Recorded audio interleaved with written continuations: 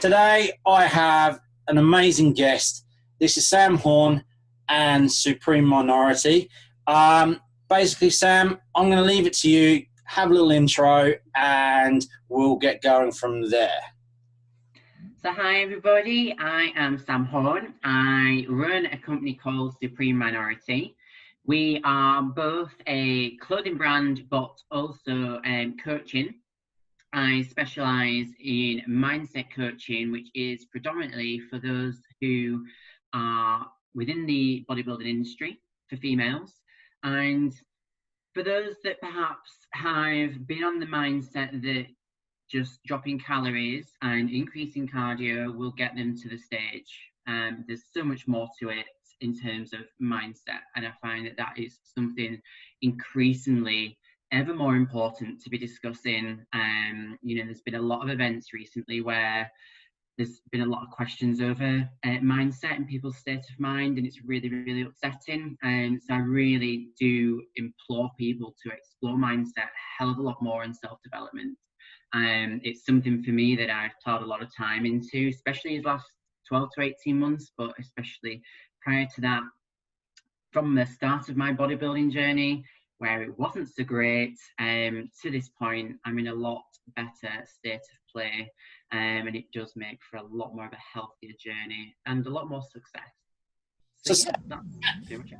Years have you been bodybuilding now? Officially, so like competing wise to the stage, about the last 5-6 years. Training in a gym like Virgin. Prior to that, I'd probably say about 9 years, but I've actually been like into fitness and stuff for like the last 15 years. Hang on, how old am I now? Yeah, about 15, 16 years. What's that? Oh, 51, did you say you are? The Botox is wearing off, actually. It is it? You found me out. Obviously, your background is you're in the medical industry, aren't you? Background what? So do you find mixing your bodybuilding life with that sort of work life, how do you have the balance within that?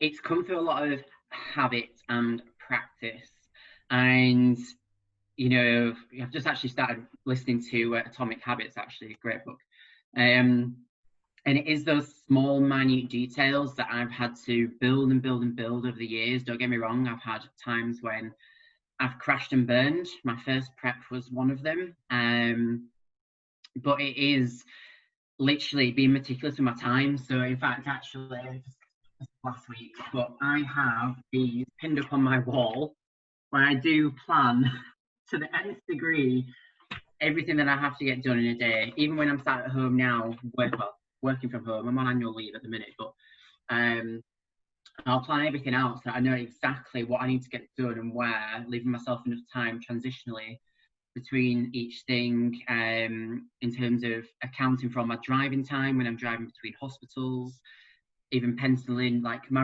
routine for food is a lot easier when I'm at work, because I know exactly, like, bang on, like it's 10:30, right, it's time for food, and I'll just nip into like a side room and scoff some food down my neck out the back of my bag. But yeah, it's come through a lot of trial and error. I've luckily worked with one of my coaches was really, really good with this, and he changed or adapted things for me as much as possible for life on the road. So you can only get hold of so many things when you're eating out of hotel rooms sometimes, and a lack of a microwave, or hotels that aren't always very accommodating. And always scouting for gyms wherever I go. I either have a hotel gym or I'm not too far from a decent gym within driving distance. So it's just always been pre-plan everything. It's been quite nice to not have to do it quite so much these last few weeks. But it's something I find actually comes quite easy to me now. Like, I've food prepped for the last like 10 years easily. So for me, that's just second nature.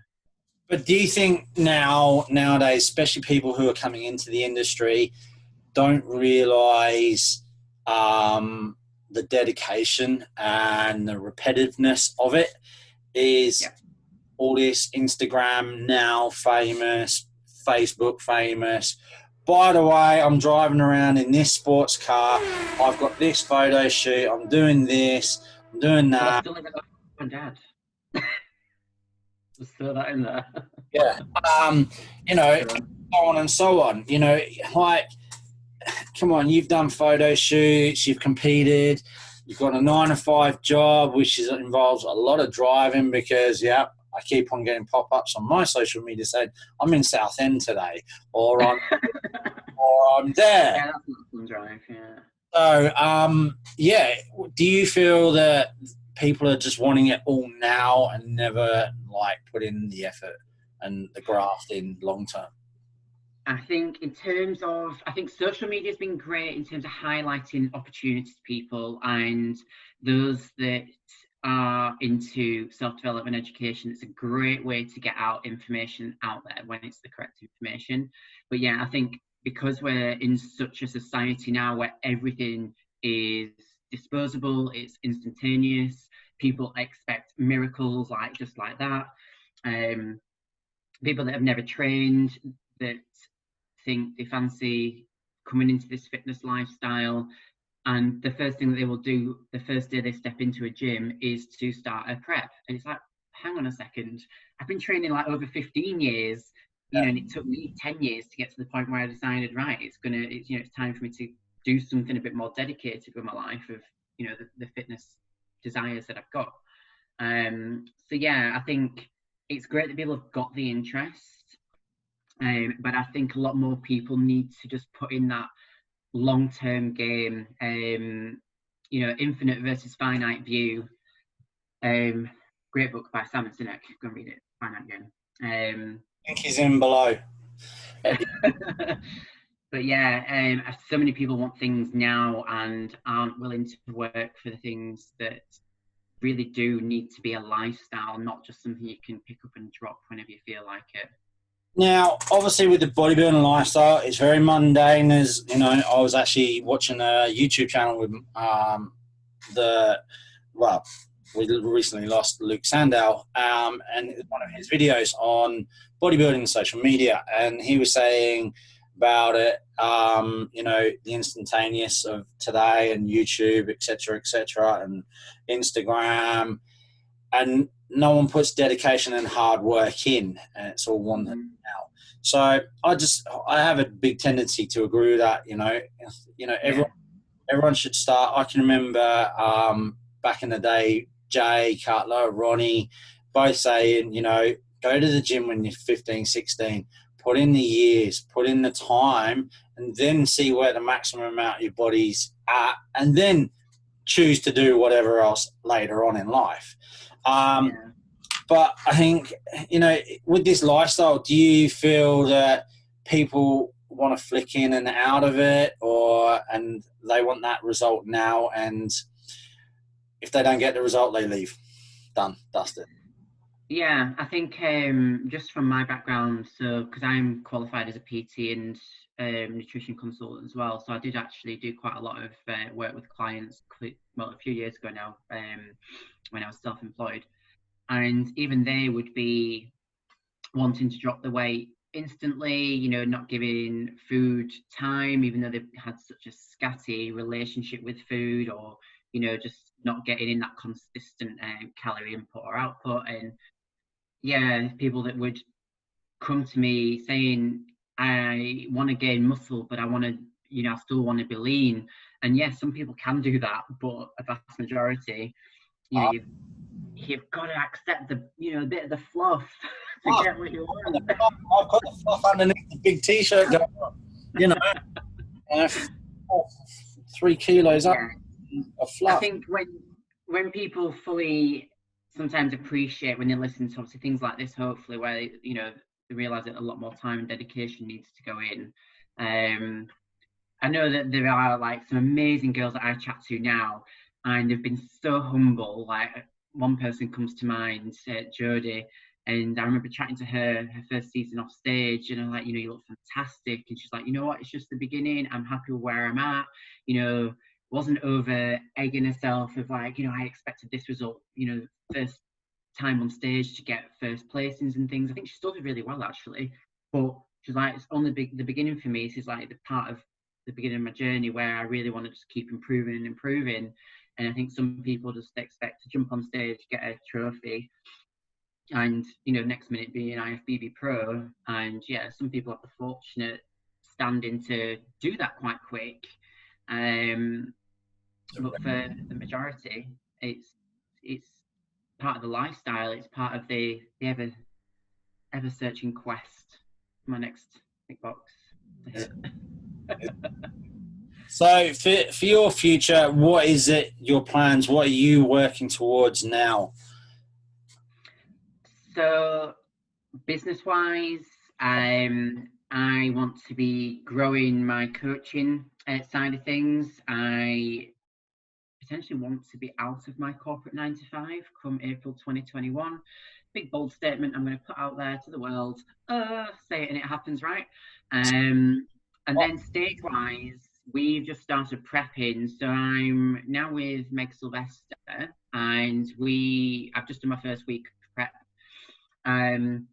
We're aiming for around October, November. So I guess when the gyms reopen, fingers crossed, 4th of July, that I think Two Bros are aiming to put a show on within 12 weeks of that, I think, as a regional qualifier. Yeah. That would be the aim, to get to that, to qualify for something else, which will be probably either Alicante or Portugal, I'm guessing, some point October, November time.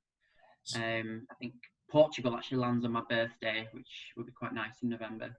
We'll see. November, I'm in the Bahamas. Oh yeah, nice. I need to book something to make me kind of spurred on. I just don't dare book anything at the minute. Just wait till see what happens with all this COVID lark. I can't. Obviously, guys, girls, you're listening to this, and the podcast is right in the middle of lockdown. Yeah, without changing the subject too much, I think the world and this country has to get back to normality as soon as possible, on my opinion. Otherwise, there is going to be a whole lot of rubbish going on later down the line, which I think is going to affect a hell of a lot more people. But that's just my opinion. Yeah, and my aim is to building a business so that I can get out of here just in case. Oh, laptop lifestyle, Laptop lifestyle isn't as great as you think it is. No, I know. No. Yeah. I mean, my laptop, I have pretty much a laptop lifestyle anyway, of floating between hospitals. So at least you get to socialise with people when you are out on the road. So do you feel, obviously, with your goals, like i.e. your big, bad, bold statement you've just now put out on my podcast, which is going to go across the board on everything from iTunes to SoundCloud to YouTube to Facebook, wherever, you have just said that you want to be out of your 9 to 5 by April 2021. Yeah. Okay. We will put listening, don't grass on me. Yes, definitely. We will put a time and date in the diary for April 2021. No pressure. Pull you out. So I have every faith in you. I believe that you can honestly, this is the first time we've probably seen each other face to face. I think we may have once or twice. We've been social media friends, as I say, for 5-6 years now. Yeah, easy, yeah. I've seen you develop. I've seen you grow. I've seen you look absolutely sick on stage. The year you went up against Jenna, monster. You were absolute monster. And I've judged around the world. Some people forget that. So, you looked an absolute on stage. Absolutely awesome. We're talking about mindset in all of this, and this is the main topic of this whole podcast, I feel, is mindset. I understand how important, and with my own self-development, my own things have gone on. That's why I've come back to do this podcast. Yes, the podcast is going to be across many subjects, not just bodybuilding. But my own growth as a person, my own development, it's boiled down to a lot of mindset and my beliefs. And yeah, you can't always please everyone. I understand that more than ever now. And I understand more than ever, yeah, I feel you have acquaintances and you have true, real friends. Mm-hmm. Do you feel mindset is as important to go out, do a show, run a successful business? How much of an influence is it to you having this mindset at the moment? Everything, literally. So as much as I put my effort into training now, I put my effort into self-development every day as well. I think Ryan gets fed up with me sometimes, like with the amount of time that I spend on the PC listening to either podcasts, reading, just finishing another book this weekend. I'm always, like, if I'm out on a walk, I actually prefer just to be sometimes on my own so I can listen to podcasts. And yeah, for me, it's been an absolute game changer. So I pretty much, like when I was younger, I kind of grew up in a pretty of a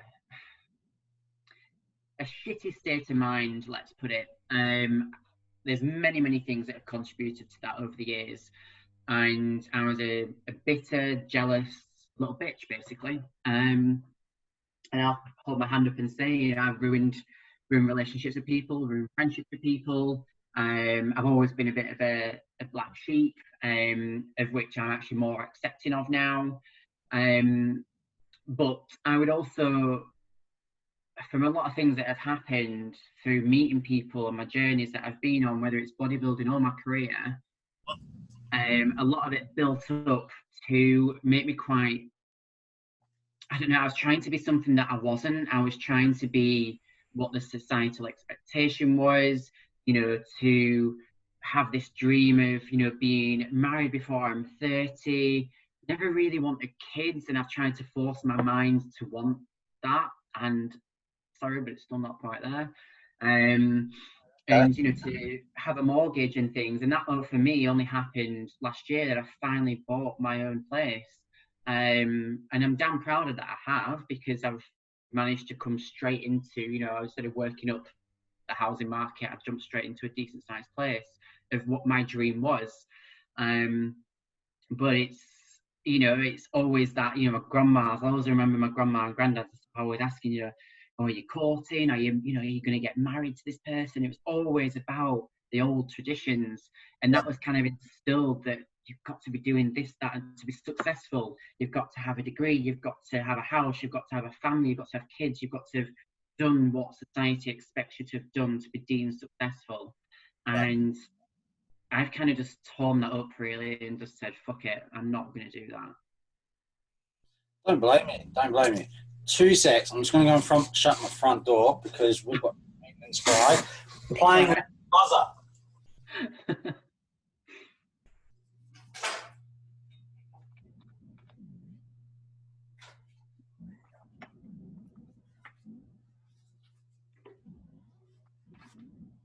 There we go. That's a bit better. So yeah, I just feel mindset now. Did you feel at the start of that though that you questioned it and you thought, were you thinking, shit, what are the people going to think if I'm doing X, Y, and Z because it's not the norm? Yeah, I think luckily I had a really good manager that I had in back when I was working for Johnson & Johnson. Yeah. And he actually went on to be, I think he's like mindset and business coaching, but for corporates. And at that point, you kind of like hear him chatting about things, and he was a brilliant manager, but not actually associating with what he's doing is actually all down to mindset at that point, because it wasn't really something that was really spoken about. And if people were speaking, it was more on the spiritual kind of do-woo, hickey, you know, la stuff that no one really took into much account. But now on reflection, looking at, you know, considering what Will kind of spoke to us about and how he trained us up and mentored us, it was kind of, I guess, that seed being planted into the brain. And then as I've gone through my career, learned what a good and a bad manager looks like in terms of coaching, leadership, and all lack of. Not going to name any names on this, but yeah, never knew where it'll end up. Yeah. Yeah, I can relate to that. You know, it's quite funny actually that you turn around and say about your past, and you felt a bit of the black sheep. I've always believed that I'm the one who's always stood out differently. Yeah. Black sheep, whatever. I'm quite the person who's quite settled on his own. I could just, you know, crack on and do my own stuff. You know, I've been the same. Most of my life. You know, I've had my own place since 24, you know, and just got on with it. And I've done many things over my life. People think gee whiz, what a life you've had. You know, I worked on 2 films. I worked on Troy and Trojan Wars, and what was that one? The other one, Tomb Raider 2.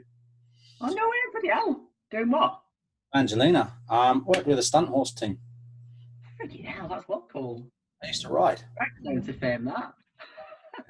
Yeah, Orlando's not the nicest guy in the world though, and I will. Huh? Bit of an arsehole. Yeah, we'll leave it at that one. Yeah, he was. You know, his girlfriend at the time was Kate Bosworth, and she was very nice. No, I've met some very famous people over the years without naming. Yeah. But you know, I did that for a few years. You know, fully qualified mechanic, but I've always done something that I've been passionate about, and I think mindset is frowned upon. And do what you want to do, what you you know. I follow a guy on YouTube, a guy called Calvin Car Diaries. And all he's ever wanted to do was be with cars and do videos on cars. And he's absolutely smashing it. And I could sit there and, you know, people probably comment and say, oh, it's great, and the second-hand cars, blah, blah, blah, blah. They're not Ferraris or anything. But he's that passionate about it, he doesn't care. And I think people are so bunged up in this world and this life now of, I have to please the next Joe Blogs down the road, or my mate here, or my mate. Like one of my very good mates, I won't name him, but he, you know, he's working his socks off at the moment, and he's got a 2-year-old, and his dream is so his wife to be doesn't have to work, and they can have a holiday home. He's working his socks off. So I'm like job of 5 people at the moment, if not more. And, you know, I look at him and think, wow, cool. But he'll come to me and go, I feel this about myself. I feel that about myself. I'm not this and I'm not that. And I just look at him. I feel like shaking him and going, mate, look at your mindset of what you're doing. Self down, when actually people out there will be going, shit, you're doing really well for what you know, he's like 30, 31.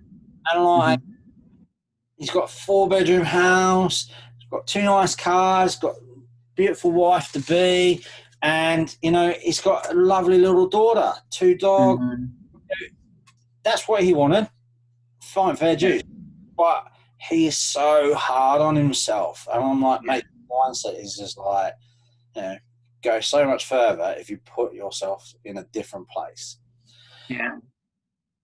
So, is if someone came to you, Sam, and said, right, I will set you up in a $100 million business of your choice, or put you on the top 10 mindset courses of the industry for nothing, which out of the 2 would you take?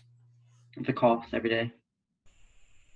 I wouldn't want to be lumped into something like that business-wise. And if I was, it would be my business that I've grown. I've never been one to be a taker of anything anyway. I've always been self-sufficient money-wise, always independent, worked. My first job was in a chippy when I was 13, serving the good old pisshead public of Hebden Bridge. On the, I can't remember what my shift was now, something like 6:11 or something at night. So for like a 13-year-old girl to do that till 11 o'clock at night on a Thursday when people are out there getting pissed, it's an experience. So yeah, I've always put, put myself through uni. I've recently actually just paid off all my student loan. They actually owe me money. So if anyone from the student loan company is currently listening to this, please start answering the phones because you owe me some money. Thank you. You won't be getting that back for a long time. That's like my tax. They had they've been getting me to ring them for 4 weeks. So every week I'd check in on a Friday to do the next step of a tick box. And then that final Friday to ring, that was when lockdown kicked in and obviously shut all their offices down. They won't be back yet, and there'll be a backlog the size of Mount Hiroshima. Go on. Just a button, just press a button to say transfer the money, please. Not that simple. Sorry, Sam. That's like my tax. That's like my cars and stuff like that. No, it's never that simple. No. Admin paperwork. Yeah, it's never. Yeah. I do a bit of forex trading on the side, and I had an account back in Oz, but it was run through a forex company here. What they had to do is press a button. They'd verified everything. They set my account up, and they wanted proof that it was my account. Right? Okay, you've got my proof. I've already got it. There's my matching details. Yeah. 12 days later. 12 days later, getting my money back. I'm like... I had the same with PayPal. I had to prove everything of who I was, and then they were accepting certain things. I'm like, you've got this information. You can see my driving license. You can see all my address and everything. Press the button. Like, you've got all this money held up that I need. Doesn't happen. Sorry, I'm afraid. Yes. So, future plans. You said about 2021 and your business and stuff, but. What other plans are you going to do with your business? What do you really want to scale to, or what ambitious plans have you got with it?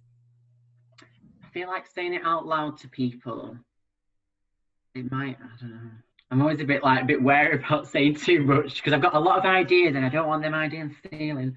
But it's to basically just grow in scale so that I can help as many women as possible that have like me, probably come into the bodybuilding industry for the wrong reasons in terms of like having an eating disorder past or disordered eating, because they're a little bit different. But also those who struggle with mindset of the off-season period as well, because if you're in it for the long haul, you've got to accept the whole deal. And so many people just see that end goal of getting to the stage, tick box, done, and then it's a case of life crashes and burns when they come off stage or they binge. A lot of people I've been there myself, where I've just completely fallen out of love with being in the gym as well, and have taken a lot of time off. And the whole key to it's finding something that you can be consistent with. So prep isn't always healthy. We need to obviously state that, but if I can help women do it in a healthily mindseted way on that journey, then that's the goal. And there's obviously a lot of things that I want to set up as part of that to help support as many women, regardless of how much they earn, how much they can afford to do. But I just think it's such an important area of life that if I could go back and do things again and had that support earlier on, God knows where I'd be now. Shit. Okay, now this is coming from an industry point, okay?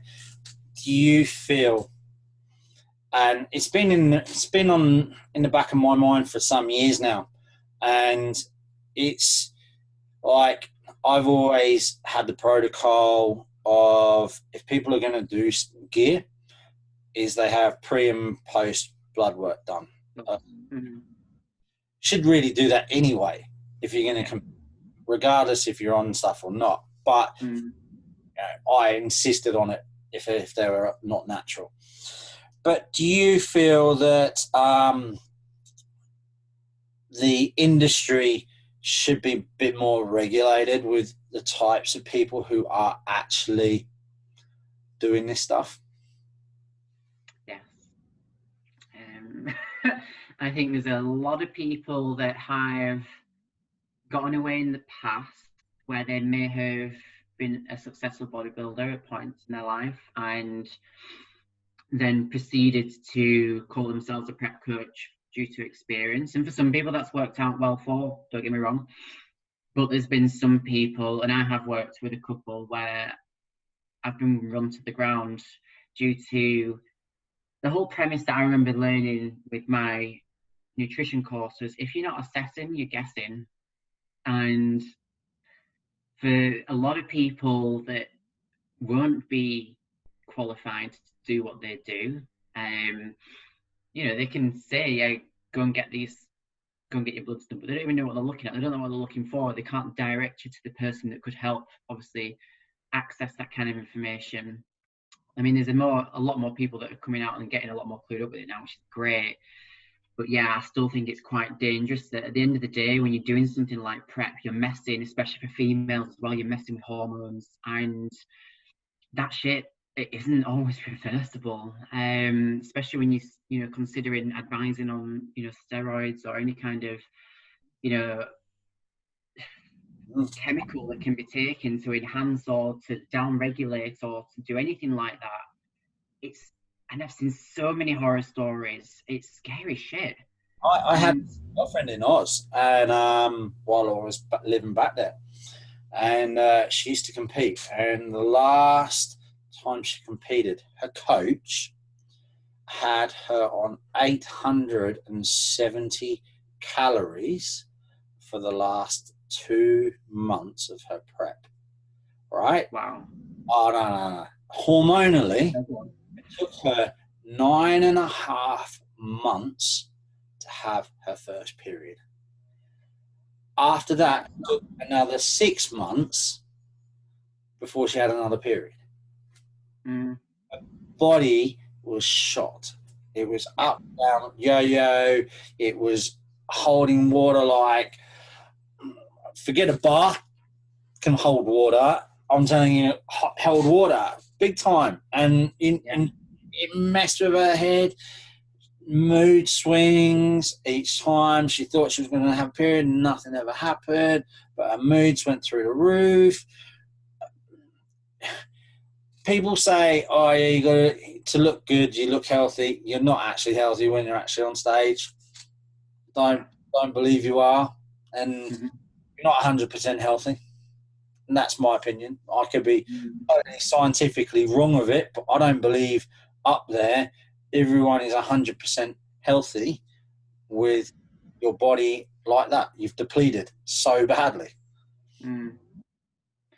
Yeah, I think I've been there. Like I'll always remember my first year of prep, and between the 2 shows that I did, I only flew over to Ireland just for work, and the water retention that I had in my feet and my lower legs, I couldn't even get my trainers on to go do my cardio. It made me cry. It was that painful, and I nearly didn't get on stage the second time for the next show. So I don't see how this is going to get removed from my body. I look like shit.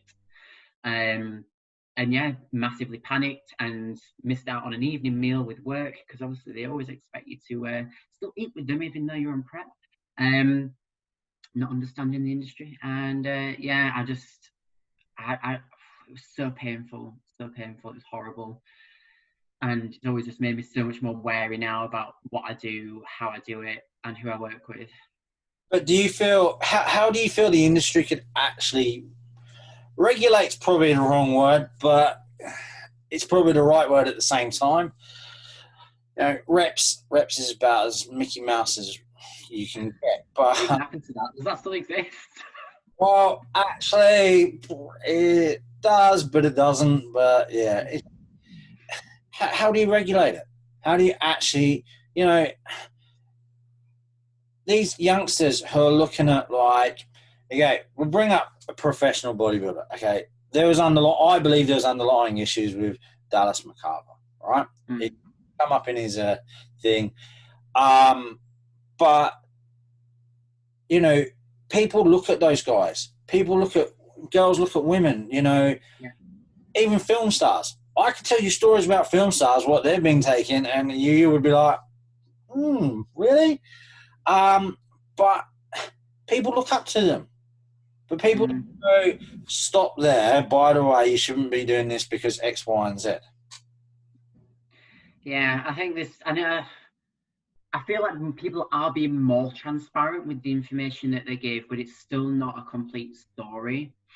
I think there can be more to be done. I think, you know, the tragedy of Luke as well, such a shame with what was going on there. And it's just awful to think that, you know, this person portrays such a, you know, a confident, really humble, lovely person, and you've got demons inside, and it's so saddening. It really, really is. But people don't realize it until obviously you know, something massive like that's happened, and it's unfortunate. And it's the same on the health side of, you know, everything that you consuming, whether it's food. Social media falls into that. The, you know, social expectation falls into that. We consume all this shit, whether it's bad food, if it's, you know, drugs, drink, whatever. And there's a lot of people won't hold their hand up and say, you know, yeah, I've got anxiety, I've taken this, that, and the other, or things like that. And I think if people were more transparent and lack more in judgment, I think there's so much judgment about everything.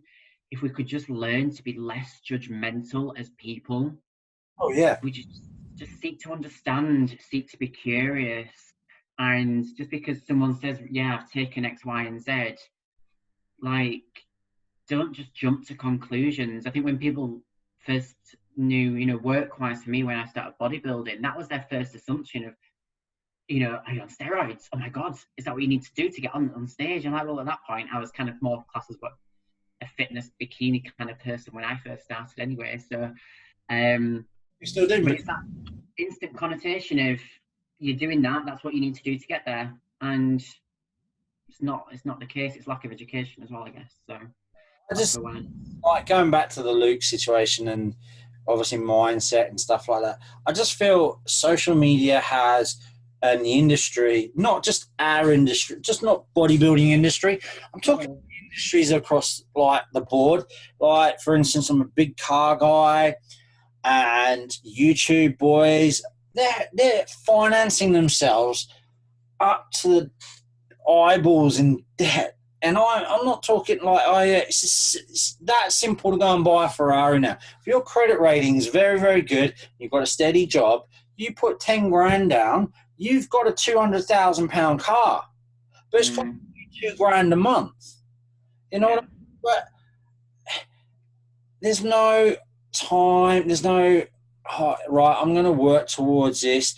And I just feel these industries have a lot to answer for, and it's all stemmed through a lot of social media. Yeah. If people wanting everything just now, of, you know, seeing someone else that's got a fancy car, I'm like, right. And like you say, if people got a decent credit history, you just go and do it instantaneous without thinking of the impact of, is that really important? Is that really going to give me happiness? Or at the bottom of it, fulfillment? Like, happiness is such a transient fucking feeling. Like, I get off stage and I'm not, like, within 2 minutes, I'm like, shit, I didn't win. Right, next thing. I'm always moving on to the next thing. But actually, it's taking that time and actually sitting back and thinking, let's actually have a look at where I've come from and how I've done, how I've actually improved, and actually start feeling fulfilled in this moment right now. Because as human beings, especially now, we jump. It's always from one thing to the next, to the next, to the next. It's always one success to another, always seeking that success in something rather than appreciation of the journey to get there. What is success? It's, I mean, I personally believe now it's all internal, of me knowing where I've come from and what I've achieved inside of me, of what I've managed to develop. Success used to be for me that it was the house. I've got it. Do I feel any more fulfilled? Not really. You know, it was to have a decent job. I've got a decent job, I've got a company car. Am I fulfilled? No. And I think for me, it comes down to your core values of what is it that gets you out of bed every day. And for me, it's to help other people and to feel that I'm bringing and offering a difference to people. And that's, you can't really put a value of monetary on that. It's not having a fancy car sat on the drive. It's not for me having my pro card. It's, you know, I do them things to help develop me along the way. But for me, it's understanding what exactly drives you inside and your values. Putting it down to that and making that is pretty simple towards the end now. Is, you know, I think a lot of people have to take time to sit back, reflect what they've got, and look what they've achieved. You know, I can remember, and this is going back to my childhood, I missed out on being a pro footballer because of an injury caused by my over pushy parent of a father. And yeah, it cost me my career. But at the same time, look at my life I've had. Look what I've done. You know, I've worked in 2 films. I've done X, Y, and Z. And it's not until both my parents have gone, you look at it back and you think, well, actually, look what I haven't got now, but what I have got. And yeah, I get it. And I just think a lot of people need to now work on their mindset a little bit more, work on themselves a bit more. And people who genuinely do help people. And, you know, what's the word I'm looking for? More like go out of their way for them, if you know what I mean. So, you know, like, I appreciate you've come on today, you know, even though you really did not want to be videoed. And I feel like I've bullied you into it a little bit, just a little. But you've done amazing. So on that note, I definitely want to continue doing some more stuff with you. I think there's a lot more topics of convo we can talk about and do. But what I'd like from this point is tell everyone where they can get in contact with you, how they can get in contact with you. Sam is going to ping the links over to me.